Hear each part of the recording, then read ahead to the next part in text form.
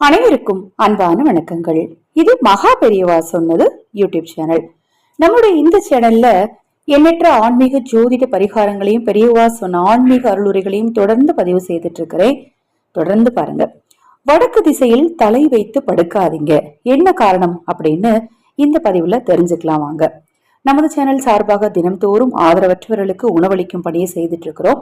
நீங்கள் அதில் உங்கள் பங்களிப்பை செலுத்த விரும்பினால் 9344692042 இதான் என்னுடைய வாட்ஸ்அப் நம்பரும், இதே தான் என்னுடைய ஜிபே நம்பரும்.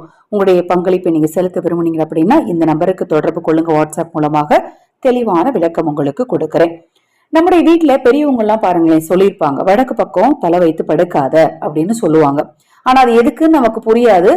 நம்ம ஒரு சிலர் கேட்பாங்க, ஒரு சிலர் அது என்ன நடந்துரும், நான் அப்படித்தான் படுப்பேன் அப்படின்னு சொல்லி செய்வாங்க. இதற்கான 2 காரணங்களையுமே இந்த பதிவுல தெரிஞ்சுக்கலாம். அதாவது அறிவியல் ரீதியான காரணத்தையும் தெரிஞ்சுக்கலாம், ஆன்மீக ரீதியான காரணத்தையும் தெரிஞ்சுக்கலாம். ஆன்மீகத்தை பொறுத்த வரைக்கும் எப்போதுமே வடக்கு திசையானது இறை வழிபாட்டுக்குரிய திசையாக கருதப்படுது. இந்த வடக்கு திசையில் தான் குரு உபதேசம் பெற முடியும். ஈசனின் திருக்கைலாயமும் இந்த வடக்கு புறத்தில் தான் இருக்குது. வழிபாட்டிற்குரிய திசையாக புனிதமாக கருதப்படுவதனால இந்த வடக்கு திசையில தலை வைத்து படுக்க கூடாது அப்படின்னு நம்ம பெரியவங்க சொல்லுவாங்க. அதே போல நம்ம வடக்குல இப்ப தலை வச்சோம் அப்படின்னா நம்மளுடைய கால்கள் பாத்தீங்கன்னா தெற்கு நோக்கி தான் இருக்கும். தெற்கு யமனுக்குரிய திசை நமக்கு நல்லா தெரியும் இல்லையா? யமனுக்குரிய திசையில நம்ம கால் நீட்டி படுக்க கூடாது அப்படிங்கிறதுக்காகவும் சொல்லுவாங்க. அடுத்தது வடக்கு திசை குபேரனுக்குரிய திசையாக கருதப்படுது.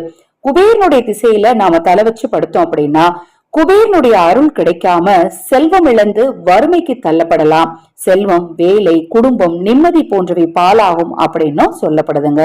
அதே போலவே பிணங்களின் தலைய வடக்கு திசையை நோக்கிதான் வைப்பாங்களாம். யாராவது ஒருத்தர் வீட்டுல இறந்துட்டாங்க அப்படின்னா வடக்கு திசையை நோக்கிதான் அவங்களுடைய தலைய வைப்பாங்களாம். இதை வைத்துதான் தாழ்ந்தாலும் வாழ்ந்தாலும் வடக்கை தலை வைத்து படுக்க கூடாது அப்படிங்கிற பழமொழி சொல்லப்படுதுங்க. இதுதான் ஆன்மீக ரீதியான காரணம். அறிவியல் ரீதியான காரணம் என்னன்னு பாத்தீங்கன்னா பூமியின் வடக்கு திசையில் நேர் மின்னோட்டமும் தெற்கு திசையில் எதிர் மின்னோட்டமும் உள்ளது. அது போலவே மனித உடலின் தலையில் நேர் மின்னோட்டமும் கால் எதிர் மின்னோட்டமும் கொண்டது. எப்போதுமே எதிரெதிர் துருவங்கள் தான் ஈர்க்கப்படும். ஒரே துருவங்களில் தலை வைத்து படுத்தால் மின்னோட்டங்களுக்கு இடையே இடையூறு ஏற்பட்டு உடலின் ஆற்றல் பாதிக்கப்படும் அப்படின்னு அறிவியல் ரீதியான காரணம் சொல்லப்படுது.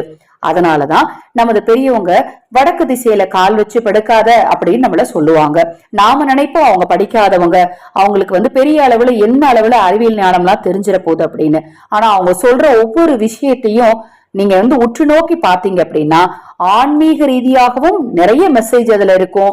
அறிவியல் ரீதியாகவும் குளிக்கிறதுல இருந்து, சாப்பிடுறதுல இருந்து, நடக்கிறதுல இருந்து, தூங்குறதுல இருந்து பெரியவங்க சொன்ன ஒவ்வொரு விஷயத்தையும் நீங்க உத்து பாத்தீங்கன்னா தான் தெரியும்.